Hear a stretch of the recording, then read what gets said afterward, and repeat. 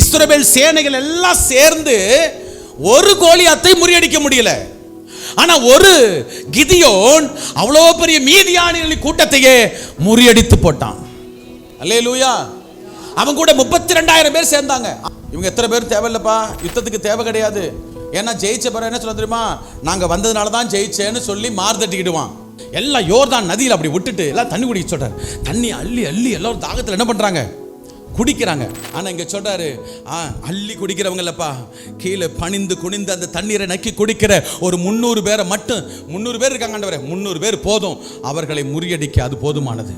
இப்ப யாரும் என்ன சொல்ல முடியாது, நான் தான் செஞ்சேன்னு சொல்லவே முடியாது. அந்த 300 பேரை கூட்டிட்டு போய் அவங்களுக்கும் பாருங்களேன், நீ கைட்டெல்லாம் சண்டெல்லாம் போட வேண்டாம், ஒரு பானை கொடுப்பேன், அந்த பானைக்குள்ள ஒரு தீவெட்டி கொடுப்பேன், அதை மட்டும் வச்சுக்கிட்டு ரெடியாயிரு, நான் உடைக்கும் போது நீ உடைக்கணும். அப்படியே 300 பேர் மண்பானையை கையில் வச்சுக்கிட்டு இருக்காங்க. இப்படி ரெடி 1 2 ஆண்ட சொல்லும் போது என்ன செய்யணும், உடைச்சிடணும்.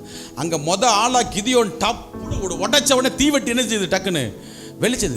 திடீர்னு அந்த இருட்டுக்குள்ள தீவெட்டி தெரிஞ்சா எப்படி இருக்கும், சடப்படன்னு ஒரு 300 லைட் எரிஞ்சா, 300 தீ எரிஞ்சா பார்க்குறவன்லாம் அரண்டு தாங்களை வெட்டி மாச்சு. ஆண்டவர் சொல்ற, யுத்தம்லாம் நான் சொல்றபடி செய். தேவன் சொல்லுகிறார், நான் ஜெயம் கொடுத்தேன் என்று இருக்க வேண்டும். இது கர்த்தருடைய நாமத்தில் வருகிற தாவீதின் ராஜ்யம் ஆசீர்வதிக்கப்படுவதாக. அந்த சந்ததியில வந்த நமக்கு கர்த்தருடைய ராஜ்யம் நம்ம கையில் கொடுக்கப்பட்டு இருக்கிறது. அப்போ தேவனுடைய நாமத்தில் வந்தா நமக்கு வெற்றி நிச்சயம்.